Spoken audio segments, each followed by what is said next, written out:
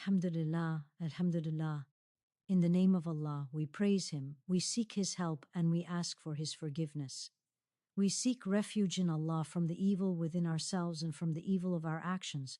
Whomsoever Allah guides, none can misguide, and whomsoever He allows to go astray, none can guide. And we send our peace and blessings upon our beloved Prophet Muhammad, upon his family, his companions, and all those who follow his path until the day of judgment.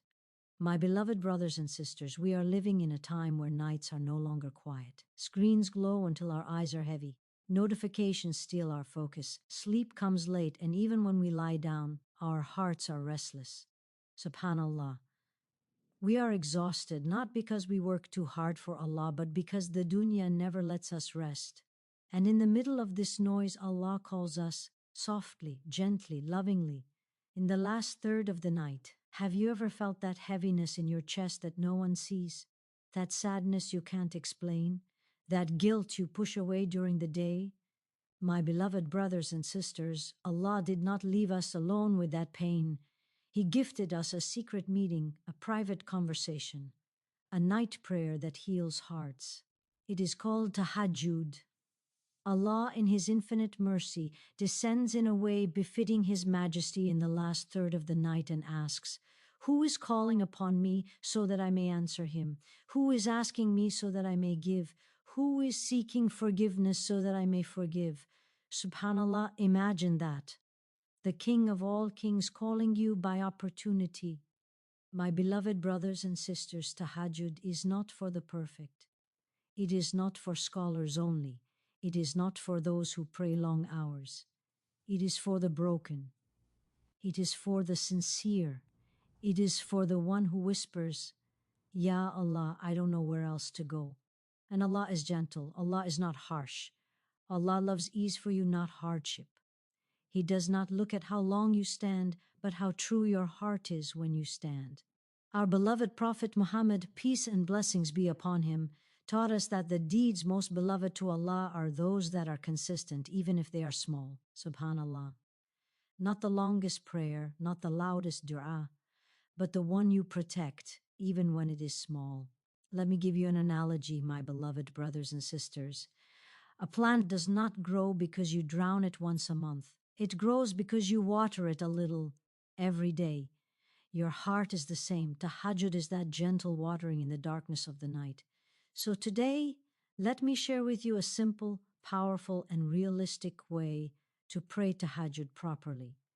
A routine that takes only 5 to 10 minutes. 5 to 10 minutes, my beloved brothers and sisters. Can you not give 5 minutes to Allah, the one who gave you everything? Step 1, make the intention before you sleep.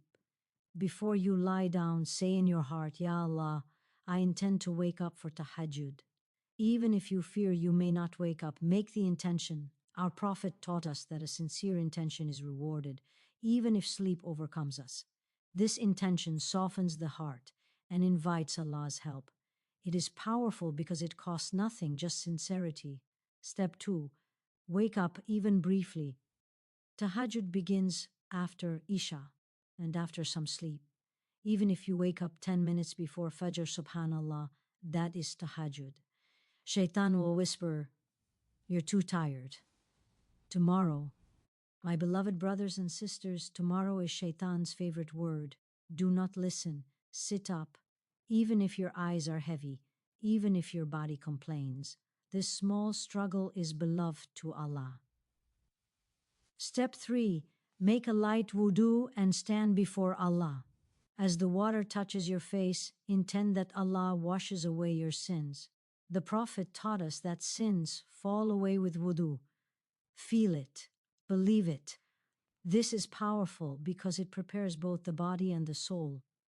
Step 4, pray 2 rakas, slowly, sincerely. Tahajjud is prayed in sets of 2 rakas. Pray just 2. Yes, only 2.